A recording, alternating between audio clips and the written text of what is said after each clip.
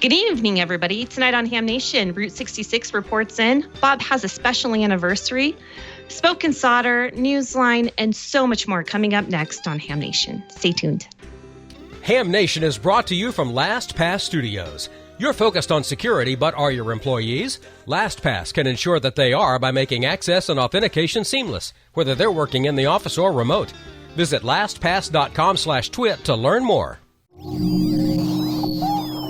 Podcasts you love. From people you trust. This is TWiT. This episode of Ham Nation is brought to you by Icom. For more information, visit icomamerica.com/hamnation.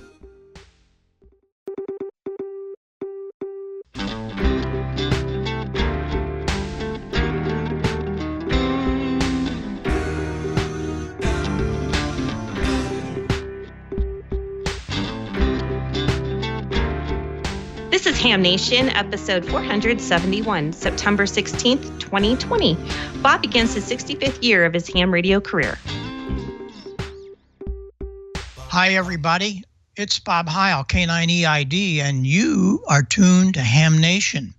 I do hope that you're going to be here the whole hour or more. We never know because we have so much fun, but there's so much going on. Gordo is here. Gordon, you're doing good, and I guess you got some things happening from Costa Mesa, right? Yeah, we're looking toward the International Space Station, but barely seen it tonight for a visual because of all the smoke. And we just hope for the very best for those down south with the Hurricane Sally coming ashore. Bob? Okay. We are seeing some of that smoke out here in the Midwest, believe it or not. George, how are you doing? You okay? Yeah, we're doing well here, Bob. The hurricane sort of turned east, so we've seen some wind here and clouds for a couple of days, but it really hadn't rained or anything like that. And Don is safe too. It turned in time that it missed him, but I think the people down around the Alabama-Florida line are having rough time still. A lot of flooding going on there. Tonight, I've got a smoke and solder for you. I've been spending my last 3 weekends making emergency trips to transmitter sites, so I shot a little Tales from the transmitter while I was out at one of them this weekend. Well, we'll look forward to seeing what you got going, as long as you don't have a bunch of snakes that you run into as you do that. Amanda, in a while. And we have a very special guest from the West Coast, Bob Lanahan, and we'll get him in here in a minute, and he's going to tell us all about what they're doing in their club. Before we get into all of that, I got a couple of things I have to tell you about. First of all, how many of you like the music of Chuck Berry?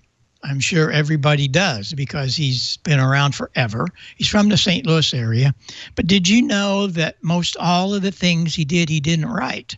They were done by Jimmy Johnson and Johnny Johnson. Johnny was amazing, and he played piano with him. Well, I want you guys and gals to check this out. Go to jjthemovie.com, and you'll see the whole deal, what's going on. They put together a documentary. A friend of mine here in St. Louis, Art Holliday, he'd been working 15 years on this thing, a documentary about Johnny Johnson. And you really want to go catch it up because it's fantastic. And they're going to have you'll see it when you go to that site. They're going to have a trivia and it's going to be virtual this weekend. That's going to be really fun. So you want to check into some of that, and you'll see what's going on. I'm wearing my Route 66 shirt because it's Route 66 again. You know how I love that, and I want you to spend time finding some of the stations. And there are what you're looking at are two of the cards from Springfield. They just work so hard. All these stations. They got a new one too. You remember he was on a couple weeks ago. So you want to check all that out because there's a lot of fun to be had working all of the stations. Well, before I get over to our guest, I want to tell you a little bit about what's going on with me tonight. Tonight's a very special night. 64 years ago, I got my amateur radio license. And I got about a minute of stuff I'm going to run through here and show you. 64, I can't believe it. I shouldn't be that old, Gordo, but that's another subject that's going to happen to me. But on this date in 1956, well, in the Wednesday on the 19th, I got my amateur radio license. And boy, did I open up a whole life. I was taking organ lessons, and across the street was Walter Ash Radio. And so I would go over there and visit them. And one of my high school chums got me into ham radio so I could go over and see what was going on. And I ended up with that. Harvey Wells, SX99. That was an RME converter because I was a technician. I was a technician for 17 years. I never listened to below 50 megs. I didn't need to. And you'll see over in the left, I really hate that I never had a good picture of that. That was my first homebrew. It's a little 2E26 rig on 6 meters. Of course, that's all AM at that time. And that was my first QSL card. Gordo, I bet you remember that. That's the card. I do, and the 2E26s with the new Vistas. I remember them. Yes. This is from General Electric. They had these cards, and you could go in and get your free card. Of course, you had to fill them out, but I got others later. But that was my second rig. I had met up with K0DGE on the air on 6 meters. He was on single sideband. It took me 2 nights to figure him out. He was there every night. But he had one of the very first sideband transmitters on 6 meters. You'll see to the extreme left is a Central Electronics 10B. However, he had taught me, I asked him if he'd build me a sideband rig. No, I can't do that. But I'll teach you how, and he did. And there it started, my whole career of building. And we were one of the first 10 on single sideband. I built then a Johnson kilowatt. That's a Johnson 6 and 2 Thunderbolt. So I was pretty mean on 6 meters. It was really too much fun, I got to tell you. And that was one of the antennas that I had. A whole story about that, but we'll get into that. Many of you might know it, but 128 elements on 2 meters. So I had way too much fun. But look where I am today. I'm still having fun with all of you. That's why we do this show, is to bring you all of the fun that Gordo and George and we all have fun, and we want you to share in it. That's the whole deal. Well, I have a real special guest tonight. Bob Lanahan is with us, and he's brought along some really interesting stories that we're going to bring to you. I guess that Bob, you can tell us a little bit about the club. What is it, W6AGO? Is that right? Well, actually, I'm a member of a number of clubs, and that's kind of the story I'm going to tell you, is what happened during this pandemic. And I've been so excited that I'm in ham radio. So that's the story I'm going to tell you, Bob, and it's a pleasure to be on the show. Well, thank you. Well, we'll start out here, and you can run down some of these. We know you're going to talk about how you're handling the pandemic. So look at that guy. Go ahead. That's right. I had to throw a little picture there. So let's see. You should be on chart number 2. And I'm going to first start out with a little thank you. Then I'm going to tell you what I'm doing, some observations and highlights, and where I think we are with ham radio, and then maybe a little time for questions. Bob asked me to throw in a bunch of pictures, so I've got a lot of pictures in here. Bob, we can do picture review at the end, or we can blast through this. How would you like to go? Yeah, we're going right through there, and we'll do those at the end. Okay, very good. So chart 3. First is a thank you. And you got to know I'm tickled pink to be on Ham Nation. Really exciting. I've been watching you guys for years. here's the list of all the clubs that I'm associated with. An aerospace club in LA, a Hughes club in LA, the Valley Radio Club, which is where I'm at now, an El Segundo amateur radio group. We're supporting El Segundo with emergency comm if they need it, and a TRW club. So on to page 4. The purpose is ham radio has been a fun learning experience. I'm going to do some highlights of things that I've done, talk a little bit about how things have changed during the pandemic, and again, I'm going to recognize that working with all these energized, fun people is what makes ham radio so good. And there I've got a picture of Gordo when I met him at HamCom 2017 in SoCal, and there are a couple eSarge buddies with us. So on to page 5. So one of the first projects I worked on when I joined ham radio was WinLink, the ability to use your laptop, your radio, to send messages. And I always thought that was pretty neat, kind of a alternate way to have pretty interesting communications. And next chart, page 6.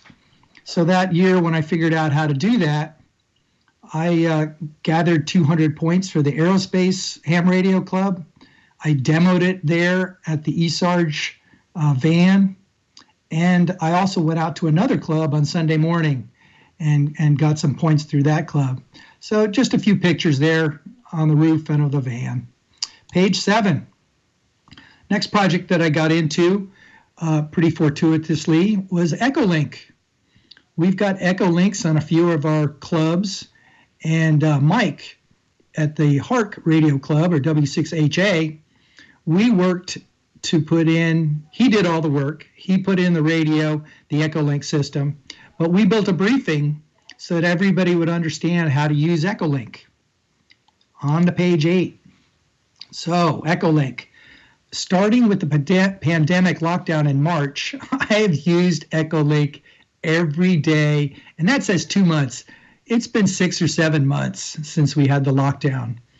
The only reason I get up in the morning is at 8 a.m., there's an aerospace emergency net.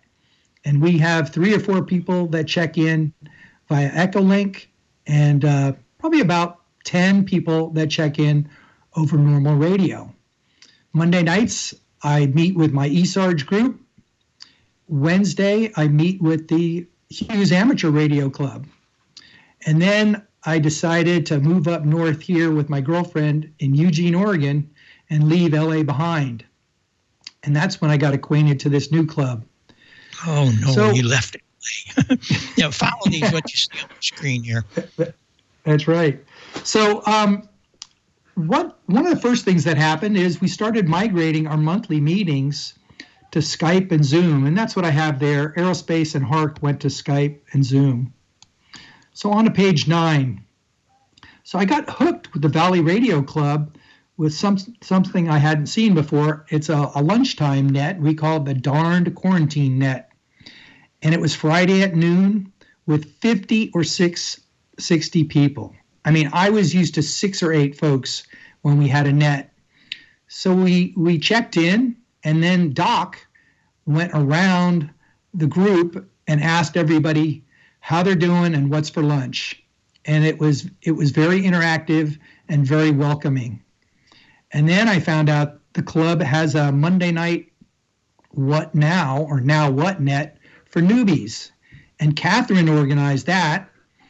It's meant to teach the newbies the ropes. It's informative, it's fun, it's low key, and folks are getting used to running a net and just talking. And of course, we have Elmer's there to help out. Then Tuesday night, we have a tech net. At least 30 or 40 folks join in. It's an hour to an hour and a half long, and we talk about everything everybody's interested in. So that, again, it blew my socks off. And one of the things was my HT couldn't handle the RF noise. The squelch, I would have to turn the squelch to 0, and it's pretty painful listening to a net that way. So Echolink saved my bacon. And then one of the things I became familiar with was email reflectors. That's what the Valley Radio Club uses. And basically, you're sending a blind email to a club distribution. It's not quite a bulletin board, it's just email, but it's pretty neat. And they have, I would say, a dozen specialty lists, like fox hunts, digital radio, emergency comm, packets, QRP, SATCOM, etc. On the page, go ahead, Bob. I want to run through some of these pictures. Some of these are really great and just narrate them as I get through it here. We're looking at the clock. This is really cool, this little bunny hunt thing. This is cool. What's going on? Yep. So we've had at least 4 bunny hunts in the last 2 months. I don't have my directional antenna, so I just use the body shielding method where you use your body to figure out where the transmitter is. Well, I like it because you actually have a bunny. Yes, we do. 2 bunnies. See top left, bottom right? Yeah, that's great. Yeah, this is another great picture. Let's see. I recognize that guy from the ARRL. Bob Allison. Very good. Yep, and he was doing RF spectrum output on our radios. Nice antenna. Yep, we have a mobile antenna in the Heart Club, and it goes everywhere and does everything. We're pretty proud of it. Wonderful. Look at that. My. Yep, and after we tear down from field day, we always take a picture in front of the antenna. Well, of course. That's great. Here we're grouped around Brian's satellite antenna.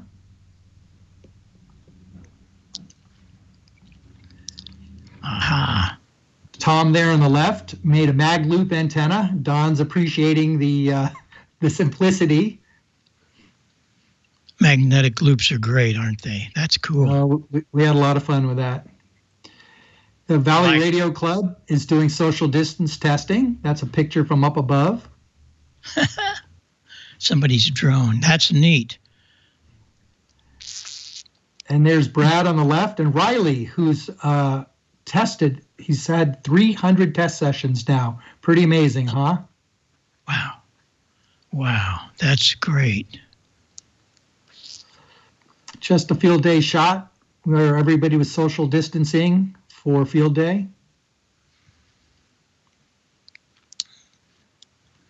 And there you go with Gordo again. Yeah. Well, you guys keep it going. What I really liked about all of it is that you keep everybody involved, and almost every night you have something going on, and I imagine they're all virtual. That's what it seems like, and that's what we have to do today, and that's kind of what we bring all your clubs on to tell us about what you're doing virtually, and it looks like you guys are doing a lot of things, so that's really great. Yes, we're having an awful lot of fun. And, we're digging into the new digital radio and the UHF hotspots. That's pretty big. We're going to be doing a remote controlled station so people can operate from home on a really nice rig. We've got people that do SOTA, and that's what you see there. That was before we went up and hiked a mountain. That's great. Well, you guys have got it going on, and I appreciate you letting us know about some of the things that you're doing, and I hope that you continue to do that. Stay in touch with us if there are other things that we can bring to the guys here. And there's so much that we need to do, and it's all different than it has been for years, and you guys are on top of it, so that's really great. And hopefully we can get to come back out to a ham fest again on the West Coast, and we'll be able to see everybody in person again. But for now, we all do it virtually, and it works, so I appreciate you coming. Any other final comments that you might want to make about the club?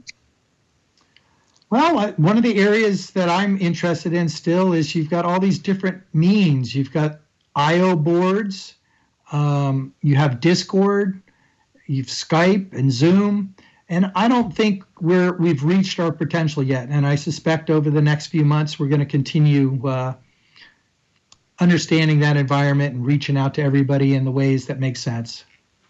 Absolutely, and that's the whole thing. Is that it's a new deal for us, and it's paying off because the clubs are being even more lively. So we appreciate you letting us see what you guys are doing, and especially your testing. That's wonderful to do it with social distancing, and I'm really happy for you. So, hey, thanks for joining us tonight, and you please stay in touch with us, and we'll make things come again. And appreciate you being here, Bob. 7-3, my friend. Thank you so much. See you, Bob. Thanks so much.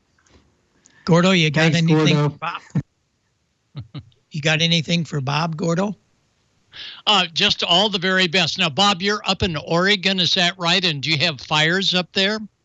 Oh, yes. We've got the worst air quality in the country right now, off the charts at 500. But to be honest, it's getting a little better. I think it was 300 parts per million today.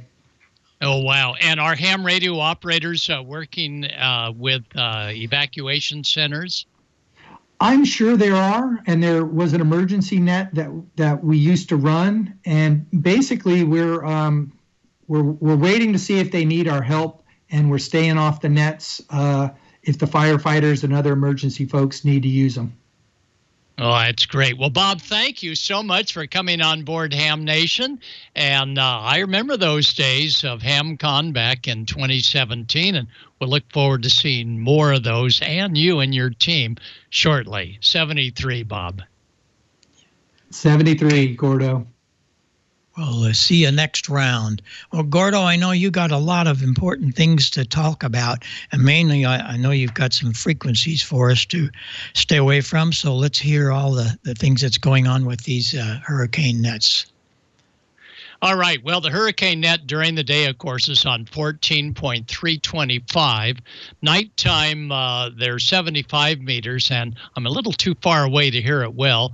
40 meters, anywhere from 7240 to 7260. But just listen around, because you may get a ham just out of nowhere asking for someone to pass health and welfare traffic. And that's where that ham is out of the internet, out of cell phone, out of almost everything other than ham radio. And you could be a real hero by taking the message and relaying it via phone or email up the line. And I always, when the person that he wants to give the message to answers the phone, I say, I'm an amateur radio operator with good news. And I always say that right off the bat so they don't keel over thinking, uh-oh. So that's what it's all about. Well, the good news is the amateur radio aboard the International Space Station is getting plenty of activity. So let's take a quick look and see where we are on week number 2 of the International Space Station carrying the crossband amateur radio repeater. So, John, our board man for tonight, if you'll go ahead and bring up that first shot.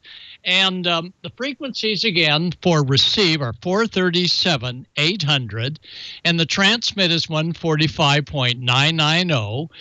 Both are FM, and it's important to remember that the 437 is high enough, 3 times higher than 2 meters, that you may need to compensate for Doppler shift. So go to 437, 805 as the International Space Station is approaching you, and 800 when it's pretty much overhead, and as it's going away, 437.795, just drop down 5 kilohertz.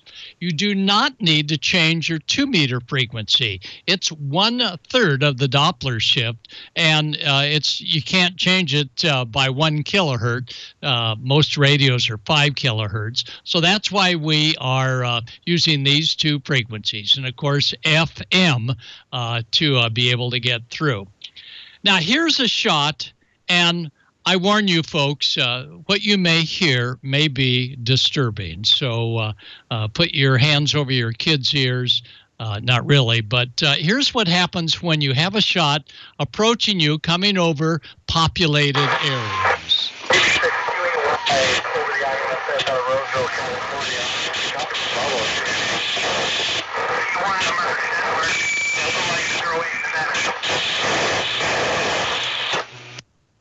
Right. right. Yep, you hardly heard a word. You couldn't hear your own echo because there were just so many stations trying. Well, people say, well, there's a problem with a repeater aboard. No, there's not a problem with the repeater.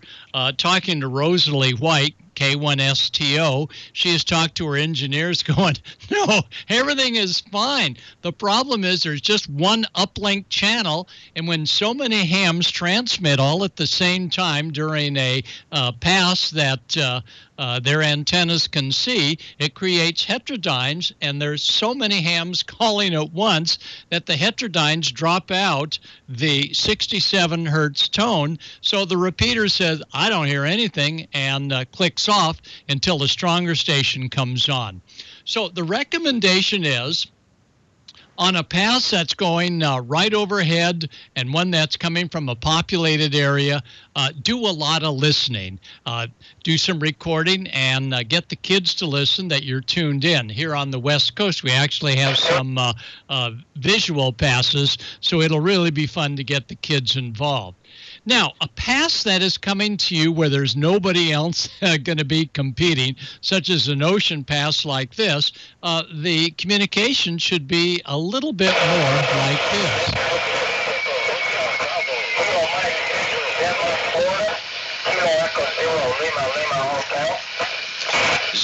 And did you hear the ker-chunk? That means you made it through to the repeater.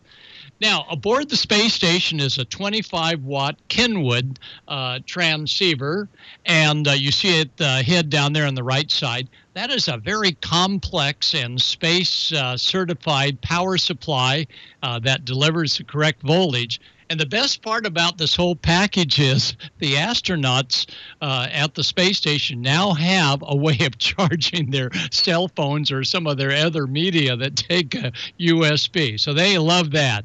And that is, of course, all ham radio operators supplied. Now, the antennas for the International Space Station, they actually have backups. So you're probably working through either the one on the left, the WA1, or backup WA2, but they can control as to which one. The one on the right-hand side is quite unique. It's 1.5 feet long, and not only does it do 2 meters and 70 centimeters, but it can also do the 10-meter band as well. And each of the other antennas aboard the International Space Station for the crossband repeater can do both the L and S bands as well. So it's multi-band. And here you see them putting up the antenna. This was the best shot I could get from space. Thanks, Rosalie, though. It's a great shot. And you can see that antenna. And normally they're on an antenna that is pointed down toward Earth. But as Rosalie's engineers will indicate, the polarity will slowly change. So for those of you with the elk or the arrow antennas, continuously rotate that antenna to find the best polarity. Well, many of you are using like 25-watt radios out in the open, and those 25-watt radios need a good little battery backup.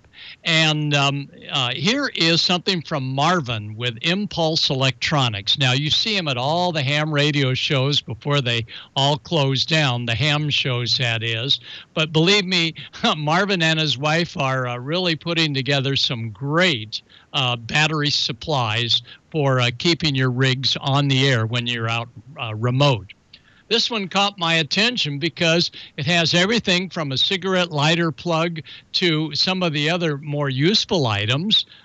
Inside, it's running on a Bio-Inno lithium iron phosphate battery. And this I like. This comes from Roger at Wiredco, WIREDCO. It's like $15. It's not it's even less than that. And it measures your transceiver's amount of current. It measures how much it's been consuming over an hour's time, shows voltage, and it continuously changes, and it's in series, and it's just a great way, thanks, Roger, for finding out what's going on. For those that are handling disaster communications down in an evacuation center, you're going to find that many of those that had to leave their homes didn't have a chance to grab the battery charger. So this is a wonderful little device, part of the Impulse Electronics, and that's impulseelectronics.com.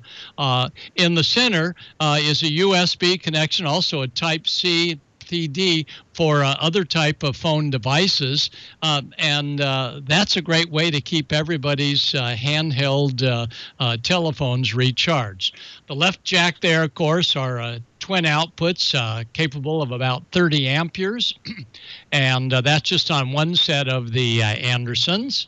And built into the little low voltage supply is also a readout. That's not the readout of the USB, but rather the readout of the battery, the Bioenno battery. And you'll be surprised, lithium iron phosphate, unlike a wet cell or sealed lead acid, it just holds that voltage remarkably, no matter the amount of current that you're pulling. Now, this also comes from Impulse Electronics, and this is the, let me make sure, or is this from Roger? No, I think this is from Impulse. Yeah, this is from Impulse. It's called the Charger Doctor, and it registers on a USB the amount of current going into a person's cell phone, or as the voltage that it's putting into it, about well, the voltage for the USB. It either comes from Impulse Electronics or Roger at Wired Co. These kids have great devices. Oh my goodness, it's a yellow Anderson. That means this is where the Bioenno power solar panel would plug into, because when you plug into this particular jack, it's going to go not directly to the battery, and there's the Bioenno battery inside this wonderful Max power box that keeps everything safe, and you can even put a rig in there as well, or drive an outside rig. But if we take a close look, you'll see that there's also a PowerWorks, the company's voltage regulator, to ensure that we don't have anything pulling too much current. Now, this is the device that we use when we're out at a evacuation center, and it allows folks to come in and plug in, and it's got different types of plugs. And this comes from Roger at Wired Co. And who knows, probably Marvin at his setup will have this going as well. So impulseelectronics.com. Oh, there's the space station already coming over now on its first pass. The impulseelectronics.com or wiredco.com, and you can see all these neat little accessories that you have. Oh, yeah. I want to thank Matt K0. Let me just turn that down. Hold on. There we go. Matt K0LWC for the great amount of information he puts on his website, Kilo Zero Lima Whiskey Charlie, and Daniel KB0 TDW for thinking of me to mention this on Ham Nation, and Rosalie ARISS K1STO, also with the American Radio Relay League. She has been so helpful, and what she says is so true. If you're in a big populated area and the space station is headed your way, listen. Don't even try with a 5-watt handheld, but if you're in an area, or if it's 2 in the morning during a pass, you'll make it fine with a handheld, even on 1 watt with the small arrow antenna. Don Arnold, W6 GPS, says his little Kenwood early in the morning was able to make it with just the long rubber duck antenna. So no problem with the repeater. It's doing just what it's supposed to in the crossband mode. The problem is just too many stations all transmitting up at once. So that's my space station story. You heard it in the background. We've got another pass coming over Southern California about an hour and a half from now. This one's going to be right overhead, and we're going to have the aero antenna, and we're going to see if we can actually get a signal through. Chance will be about 1%, but I'm going to give it a try anyway. But I'll have a lot of fun listening. So, George, how are you doing down there? And we sure hope that Hurricane Sally is not creating wind or weather that's adverse to your locale. George? Well, not at my locale, Gordo. It turned to the east before it came on land, and we were initially thinking that, yeah, it would pass over our area here, but we ended up being on just outside of the storm. We've had the wind for 2 or 3 days now and the cloudiness, but that's all we got here. So we have done just fine here. The people over in Alabama and Florida and I guess maybe Georgia by now are having some issues. And there's one more resource I wanted to give for those who have been keeping up with the hurricane here, wanted to track it. You know, if you can't receive a signal on HF, there's another net. It's the VoIP Hurricane Net. You can find that. Just do a search for it, and then you can listen over a number of resources: Echolink, D-Star, All-Star, I believe DRM, maybe several other modes. And that gives you one more resource. Now, it's not the same net you're going to hear on HF, but I believe the two are coordinating with each other. I'm not positive about that, but that's what we listen to here on the local repeater. So, yeah, we ended up okay. Even the transmitters have survived it so far. But then again, there's been no lightning, so a thunderstorm, yeah, that's going to give me probably more trouble than anything else around here. We're going to be back in just a moment because I got a couple of things to tell you about and a little smoke and solder. But first, here's a message from Icom. Get out and be active with Icom's new IC-705 and its optional multifunction backpack. The IC-705 is your perfect QRP companion as you have base station features and functionality at the tips of your fingers and a portable package covering HF 6 meters, 2 meters, and 70 centimeters. This compact rig weighs in at 1 kilo or just over 2 pounds, with RF direct sampling for most of the HF band and IF sampling for frequencies above 25 megahertz. 5-watt battery operation with BP272 or 10 watts with a 13.8 volt DC supply. Modes include single sideband, CW, AM, FM, as well as full D-Star functions, a large 4.3-inch color touchscreen, and live band scope with waterfall, integrated GPS with antenna and GPS logger, micro USB connector, Bluetooth, and wireless LAN, and there's a micro SD card slot. It comes standard with the HM243 speaker microphone, and it supports QRP and QRP operations. The perfect accessory for the IC-705 is the LC-192 optional backpack with a special compartment for your IC-705 and room for accessories for soda activations or just a day in the park. The IC-705 has now received FCC certification, and Icom expects products to be shipping to dealers by the end of September. Visit icomamerica.com/amateur for more information about this and all the great Icom radios. And just an update on the 705. It is in the United States now. They've received a huge shipment at Icom America headquarters out in Washington, and they are staging them now, and they're shipping to dealers. So you'll be seeing those on the air here very soon in the U.S. If you'd like one of those, well, don't go away. I'm going to tell you about that in just a second, how you got a chance to win one. But right now, I want to tell you about our weekly drawings for some great swag prizes like T-shirts and hats. You can register to win at icomamerica.com/HamNation. When you register, you can also get the details on how you might win in the monthly drawing. Grand prize is a new radio each month. And for September, that is the Icom IC-705 dual band dual watch mobile.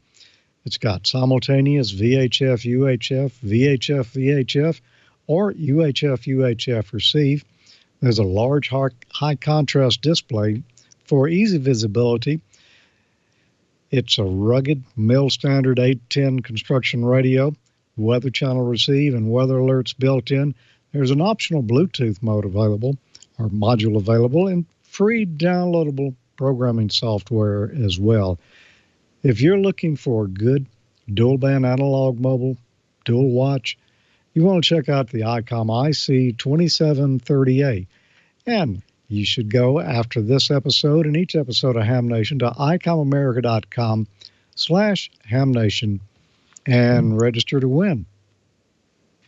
And I just mentioned, if you would like to win an IC-705, that has really been the talk of the town for a number of months now, because it was announced shortly before the pandemic, and they're just now getting in the U.S. and about to hit distribution.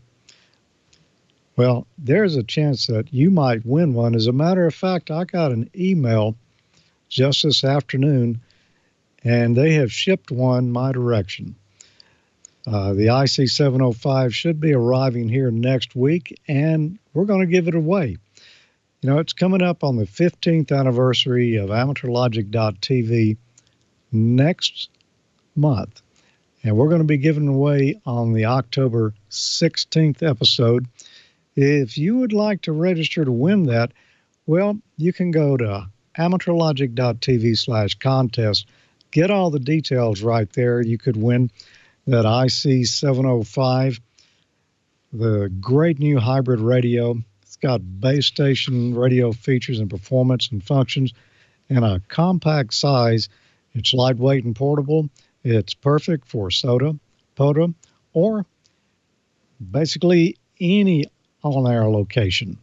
It does 10 watts with the external 13.8 volt power supply, or it does 5 watts with the BP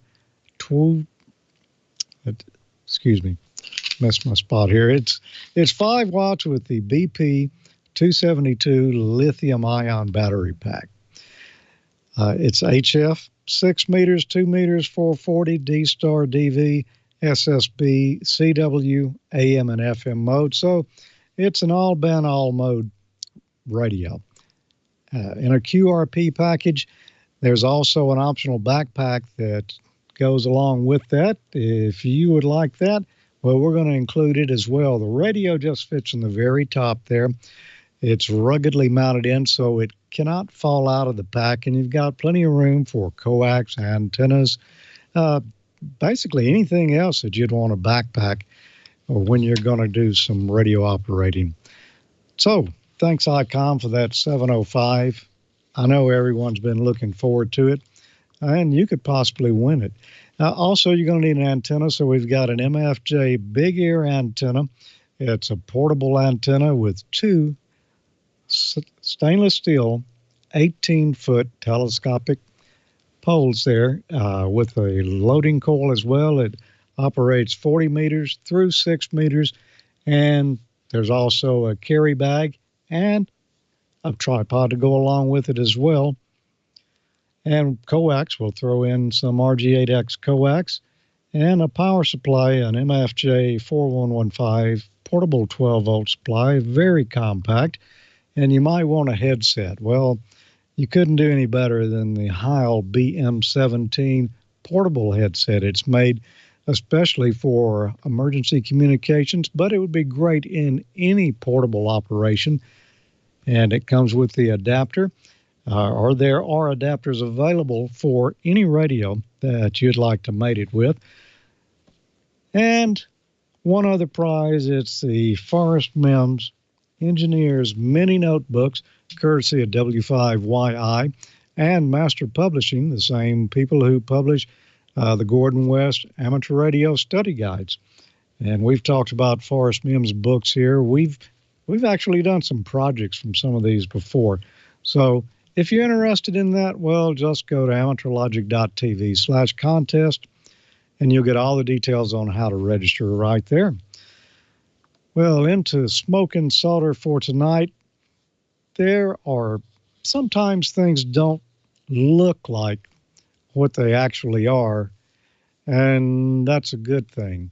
And then sometimes you got problems at these transmitter sites as well. So let's just go take a quick look at a tells from the transmitter that is some short shots that I shot this past Sunday. This week on Smoke and Solder, we've got another tells from the transmitter. You know, when you're running high power on a transmitter, you need to maintain your transmission line and antenna properly. You should check your transmission line to be sure that you don't have any hot spots. No, that's not what this is. That transmission line is not actually glowing. This apparently was a piece of old transmission line that had previously lived on the side of a tower and been painted orange. This is what we refer to in the broadcast industry as hardline. It's 3 1/8 inch rigid transmission line. You can see those pieces of transmission line are connected into a motorized antenna switch. This switch is used to connect the main and auxiliary transmitters between the antenna and the dummy load. They just reverse positions. It can be controlled remotely where you can switch the auxiliary transmitter in an emergency. The red items there with the terminals are micro switches that contact a bar that moves whenever the antenna switch position is changed. That is part of the interlock system because you don't want to be changing the position of an antenna switch while there's power on it. These switches connect to the interlock circuits of the transmitters so that both transmitters will be shut down if that antenna switch moves. The control circuitry of the antenna switch is just two simple 3-pole double-throw relays. However, I've had these relays arc shut on a number of occasions, and I've had traces burned off of that PC board that I've had to repair several times. Lightning seems to like that path to ground. For some unexplained reason, whenever this occurs, the motor moves just a little bit, enough to move that little bar on the micro switches to where the switches no longer contact, shutting the transmitters down. At the same time, the circuit breaker throws for the switch, and I'm no longer able to control the switch, which means I'm stuck somewhere between main and auxiliary and can't get on the air. I've tried a number of things to solve this problem, including additional grounding and installing very expensive surge suppressor, installing MOVs on the PC board. So far, no luck. I'm going to try one more thing today. Now, I don't know if this will solve the problem, but eventually I will. Many of you have seen ferrite toroids used for balance, to convert between balanced and unbalanced transmission line and antennas and transform impedance. A major transmitter company supplies these with new transmitters to be used as lightning protection. You install the toroids around transmission line, power leads, audio connections, control connections, anything connected to the transmitter. I had an extra toroid, so I decided to take a piece of Romex, wrap around it, and we'll put it in the power feeding the antenna switch, see if that helps out. As long as we're here, I thought we might look at a couple of other things. That transmission line is hollow. It has an air dielectric. On the other side of the wall, that rigid line connects to a 4-inch heliax. That also has an air dielectric. Most high power stations use air dielectric transmission lines because they'll handle more power and have less loss on long runs. To keep moisture out of the transmission line and reduce the possibility of a flashover, we add nitrogen, or we use a dehydrator to add dry air to the line and keep it pressurized. That way, moisture can't enter the system and create havoc. That is extremely important because a meltdown can cause tens of thousands or more dollars in damage. To constantly monitor the transmission line to be sure the pressure remains on it, I have a pressure sensor connected to the remote control that will call me if the pressure drops below a preset limit. Have you ever wondered what a 25 kilowatt dummy load would look like? This is a 25 kilowatt air-cooled dummy load. It's about as tall as I am. Transmitters require a low-pass filter or harmonic filter on the output. Hanging from the ceiling there, connected to that old Gates, which is now an auxiliary transmitter, is a low-pass filter. The newer Continental transmitter on the right has the harmonic filter built into the cabinet. And that's it for this week's Smoke and Solder and Tales from the Transmitter. Okay, well, that's how I spent my Sunday, is out there working on that antenna switch. This right here, the first time I saw that, scared me half to death, because even in real life, it looks like that piece of transmission line is glowing red hot. And it was on a tower at some point in its life, and at the bottom, they cut off a piece, and there's a flange soldered, or actually welded along the bottom, and that just kind of, burnt the paint around, and it really looks like, it's ready to burst into flames. But no, I felt of it, no heat there at all. So that's my tale, and I'm sticking with it, Bob. George, I just want to let everybody know that Don is just doing fine. He escaped all that water, but he's not here tonight, but he'll be here next week. But he's recorded his piece, so let's see what Newsline's got tonight for it. So take it away, Don Wilbanks.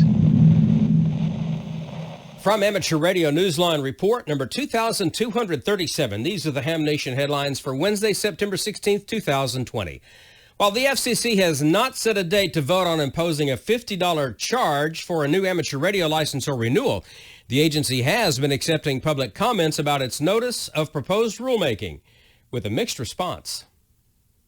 Will Wyquist, the FCC's Associate Director of Media Relations, told Newsline in an email that the FCC is mandated to charge a fee to hams because of changes Congress enacted in 2018. The law is known as the Ray Bombs Act, an acronym for Repack Airwaves, yielding better access for users of modern services. It directly impacts personal licenses such as amateur radio. Opinions thus far in the FCC's electronic comment filing system have included numerous arguments against the fee, saying it would deter young people and keep ham radio out of the reach of retirees and low-income applicants. A Michigan amateur wrote, however, that he considered the proposal reasonable, suggesting a fee waiver for individuals younger than 18. The Valley Amateur Radio Association in Virginia suggested fees of no more than $15 for initial licenses and modifications, and a waiver for operators active in emergency communications and community events. The FCC calls the fees cost-based. For Amateur Radio Newsline, I'm Neil Rapp, WB9 VPG.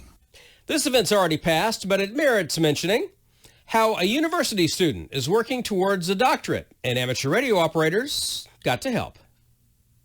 A balloon experiment launched on Saturday, September 12th by students at the Warsaw University of Technology is carrying important data for one student pursuing a doctoral degree. The balloon has an unusual VLF 210-metre long, fully airborne antenna system which creates an electromagnetic field on 14.2 kHz. Listeners in Poland may recall this was once the frequency of the Babici radio station, which played an important wartime role relaying messages to the German submarines in the Atlantic. Radio enthusiasts have been asked to listen for the transmission and provide feedback on signal reception during the 3-hour flight, everything from location, signal-to-noise ratio and bandwidth. Hams will be able to track the balloon via APRS on 144.8 MHz. The balloon's call sign is SP5AXL. From Amateur Radio Newsline, I'm Ed Durant, DD5LP. Finally this week, Newsline anchor Jim Dameron, N8TMW, has some exciting news regarding our 2019 Young Ham of the Year recipient.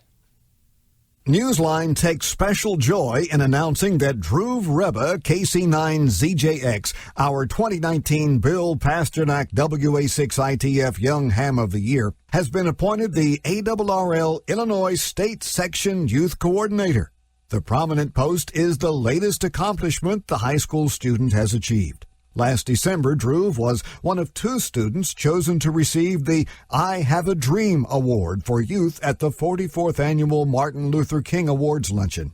In 2018, he was part of the Dave Calter Youth DX Adventure in Curacao. In his role with the ARRL, Dhruv is responsible for promoting on-air activities for youth, including School Club Roundup and encouraging other youth-related programs and ideas. Dhruv has been a ham since the age of 9. All the best, Dhruv. We couldn't be prouder of you. And that's all from the Amateur Radio Newsline, your independent source for amateur radio news for 4 decades and counting at arnewsline.org. With Neil Rapp, WB9VPG, Ed Durant, DD5LP, Jim Dameron, N8TMW, Karen Eve Murray, KD2GUT at the news desk in New York, and our news team across the globe. I'm Don Wilbanks, AE5DW. 7-3. We'll see you next time here on Ham Nation. Now, here's the solar update from Dr. Tamitha Skov, WX6SWW. We have storms to the east of us, we have storms to the west of us, but everything's all clear Earth side. Those stories and more in the news this week. Space weather this week has definitely quieted down compared to last week. As we take a look at our Earth-facing disk, back on the 5th, we did have a bright region in Earth view that fired off a solar storm that went east of Earth, and that got us a little bit excited, thinking maybe this thing was going to do something. And then, before we even got settled, we had another solar storm fired off to the west of us. This was due to the filament channels that we were watching very eagerly last week. It looks like maybe one of them let go and it let off a beautiful solar storm in coronagraphs, but that went west of us. So my goodness, we had storms to the east of us, we had storms to the west of us, and we got super excited. Then when we switched back to that bright region, where did it go? It fizzled on us. So then we kept watching and another bright region began to form in the finger-like coronal hole that we've also been watching. Unfortunately, that region looks like it's also fizzled. So we're just kind of sitting here in a quiet zone, I guess. Meanwhile, that coronal hole is going to be rotating into the Earth strike zone here in the next probably day. So we might get a little bit of fast wind from that. But other than that, we've been pretty much sitting at quiet conditions to maybe unsettled conditions. And it looks like the solar flux has also tanked. We actually might be back into the poor range for radio propagation on Earth's day side. And unfortunately, it looks like it's going to remain that way. Switching to our M-flare threat meter, as we take a look at the X-ray flux, you can see we're back to a very low floor right now. Don't worry about the ups and downs. This is just orbit variation. It just happens to be that season where it looks like the flux is going up and down, but it's not the sun. It's just going around in its orbit. Meanwhile, you can see the fluxes continue to trend very low. This is because we have no sunspots on the Earth-facing disk, and sadly, we have dropped back into the high 60s for solar flux. So we're dealing with poor radio propagation on Earth's day side, and we might get a little bit of a reprieve because we do see a bright region in Stereo's view, but it's going to take a few days for it to reach Earth view. So we're just going to have to keep dealing with this over the next couple days. Switching to our solar storm conditions, we have to go back to the 28th to see the last time we actually reached storm levels. This was due to that fast solar wind from that coronal hole that rotated through the Earth strike zone that was in the north. It was a really strong coronal hole, and it gave us a decent punch. We brought this up to storm levels on the 28th and then again on the 30th. And it took us until about the 2nd for us to settle down, which meant we had some gorgeous aurora over many parts of the world and all the way down to mid-latitudes. And that was just really fun. It was a nice treat. Meanwhile, we've kind of quieted down. We went to unsettled conditions and then down to quiet conditions. And we kind of lasted there for a little while. And now we've popped back up to unsettled. And this is pretty much where it's going to stay. We do have that coronal hole that's going to be rotating into the Earth strike zone. It's a finger-like coronal hole, so it's kind of a remnant coronal hole. There's not much to it. That could bump us back up to maybe even more unsettled conditions. Doubt it's going to make it to active conditions, but at least it'll give us something at high latitudes. But outside of that, it looks like this is about as good as it's going to get. So what else does our sun have in store for us this week? Well, this is stereo A. It's our partially far-sighted monitor. You can see here's Earth, here's the sun, and here's stereo A staring at the sun pretty much from the side. And when you take a look at the disk in stereo's view, you do see that region down in the south. Now back on the 5th, this is the region that fired that solar storm that went east of Earth. But since then, it kind of fizzled out, and we were thinking, oh, bummer, that's not going to give us much. And then we started seeing another region begin to build inside that finger-like coronal hole. That was back on the 9th or so, but it's not done all that much either, and we are still sitting in the high 60s for solar flux, and that means poor radio propagation. But since then, as we look past that in stereo's view, we are seeing a new region in the north that's rotating into stereo's view, and possibly a new region emerging in the south. And if those regions rotate into Earth view, that might give us enough to boost that solar flux back up into the marginal range. So amateur radio operators and emergency responders, you're just going to have to hang in there for a few more days. Switching to our solar storm conditions and aurora possibilities over the coming week, everything has been pretty quiet, and things at least early part of the week are going to continue that way. Now, we do have that coronal hole that's rotating into the Earth strike zone right about midweek. At high latitudes, NOAA is expecting unsettled conditions, but we do have up to about a 15% chance of a minor storm, and actually by midweek, possibly up to about a 30% chance of a minor storm when that fast wind hits Earth. Now, at mid-latitudes, we're also expecting normal to unsettled conditions with up to about a 5% chance of active conditions until that fast wind hits. When it hits, we could be up to about a 25% chance of active conditions. But guaranteed, if there are any aurora chances at mid-latitudes, are going to be very fleeting. So only if you're a real dedicated aurora chaser should you even bother. Most likely things are going to be very sporadic, and they're going to die out pretty quickly. Switching to your solar flare and particle radiation storm outlook over the coming week, everything continues to be in the green when it comes to big solar flares. We do have a spotless sun right now, despite the fact that we do have a bright region in Earth view. And this is good news for GPS users. You have no risk for radio blackouts, and therefore GPS reception on Earth's day side should be pretty top notch. Sadly, though, it does mean that solar flux has dipped back into the high 60s. We do have poor radio propagation on Earth's day side, but we do have a couple bright regions that will be rotating into Earth view here over the next maybe 3 or 4 days. So amateur radio operators and emergency responders, hold on, because we might get back into that marginal range here near the end of the week. Now, also because we are still trying to climb out of solar minimum, the cosmic ray flux is a bit more intense than we'd like it to be. So you frequent flyers, and this does include aircrew who fly over 800 hours annually and fly at high latitudes and high altitudes, you are in the moderate range for radiation dose, and this does include prenatal passengers. So please take this into consideration in your flight plans. So the space weather this week is going to remain reasonably quiet. We've had storms to the east of us. We've had storms to the west of us, but we've not had much when it comes to Earth-directed solar storms, and that means conditions will continue to be quiet for quite some time. We do have a small remnant coronal hole that's rotating in through the Earth strike zone, which could bring us some decent aurora views at high latitudes, but only fleeting aurora views at mid-latitudes, possibly around midweek, but only if you're a dedicated aurora photographer at mid-latitude should you even try to pursue this, because it probably won't last all that long. Now, meanwhile, amateur radio operators and emergency responders, you're suffering just a little bit because, yes, solar flux has managed to dump back into the high 60s here, at least for the next couple days. But we do have a reprieve because we do have a few bright regions on the sun's far side that will be rotating into Earth view here over the next couple days. And that does mean that solar flux could bump back up into the low 70s and give us some marginal radio propagation. So, just hang in there and maybe the day side will get a little bit better. Now, you GPS users, on the other hand, you should be celebrating. We don't really have any solar storms hitting and the solar flux continues to be low. So GPS reception pretty much all over the globe should be top notch. I'm Tamitha Skov, the Space Weather Woman. Thank you for watching. Hi, everyone. Sorry, I was still chatting. I'm used to a little bit more of an introduction than that. All right. Oh, boy. So we're talking, I wish Dr. T was on tonight because we definitely want to talk about the new solar cycle 25 starting. George, are you excited about that? I am. I'm looking forward to it because, ever since I've been licensed as an extra where I could get on HF, really hadn't had the band conditions for it. So I'm looking forward to a good cycle. Fingers crossed anyway.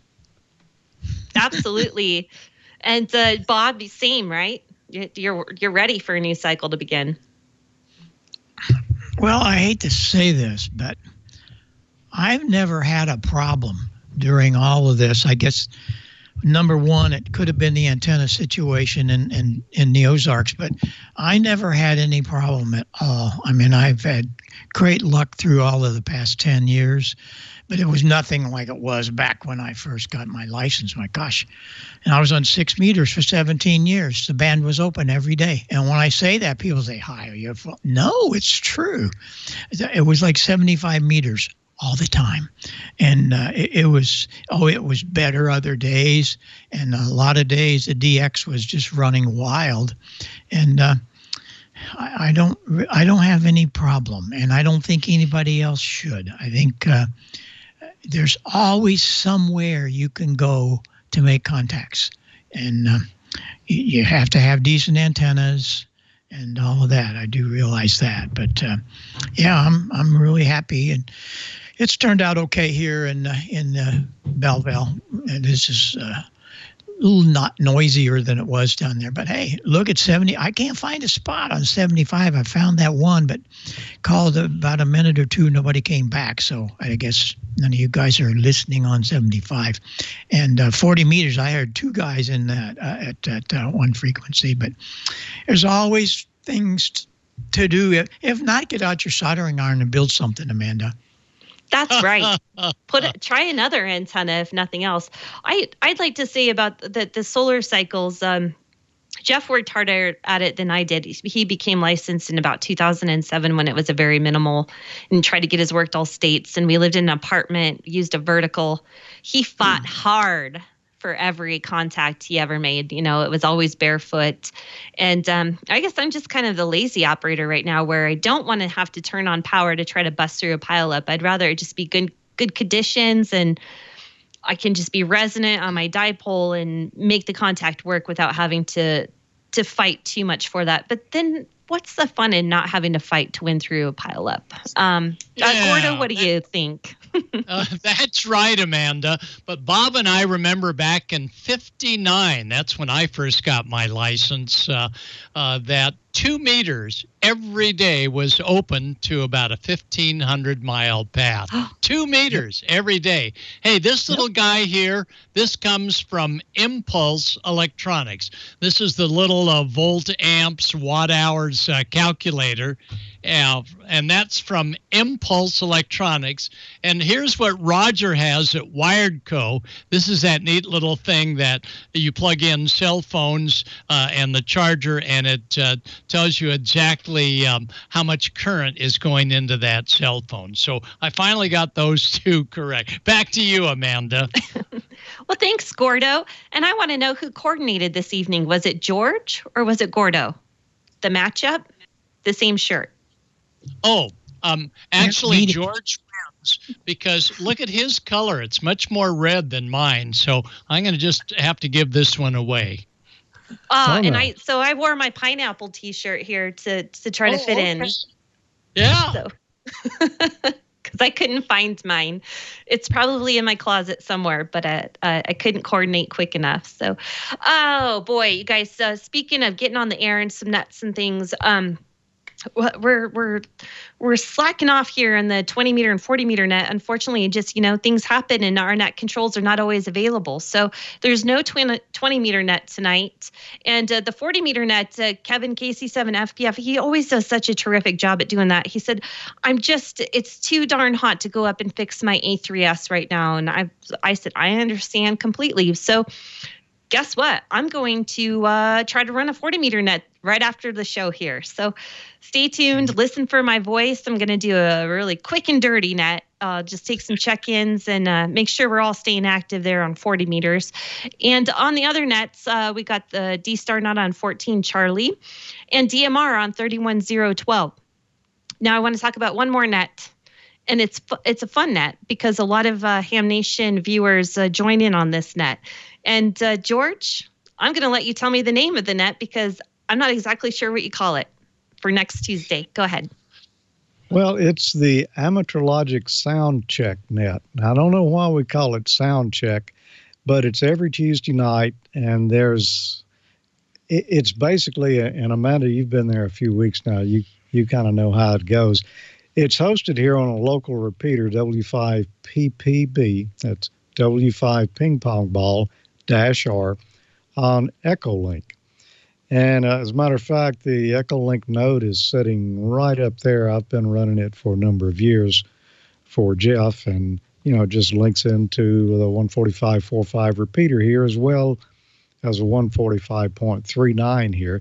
And we've got Echolink on it, so people can connect in, but that's not all. Thanks to Jeff, K8JTK, who runs or is one of the net controls on the Ham Nation D-Star net, and N8PC, Brad. They both have linked systems, or I believe they refer to them as hubs, and they connect in that net as well. So you can connect in with just about anything. You can come in on one of the local repeaters here in the Jackson, Mississippi area. You can connect on Echolink. There's at least 2 different nodes you can choose there. All-Star, D-Star, System Fusion, Wires X, NXDN, P25, and I probably left out some modes, but it's the only net I know that's that well connected where you've got all those different modes you can check in. And we try to do multiple check-ins for those who've got the hotspots or the radios and are capable. You can check in once, say analog with Echolink, and then you might check back in with D-Star or Fusion or DMR or Ham Shack Hotline. That's on there as well. So we've got people from all over the U.S. and actually from other countries too. We've got a regular friend of ours that's here in the chat room a lot, 087T, Timay from Finland, and occasionally we've got folks from Australia, over in the UK, everywhere. And it's always a fun time on Tuesday nights at 8 Central. That would be this time of year, 0100 UTC. So join us over there one Tuesday night if you're looking for something to do.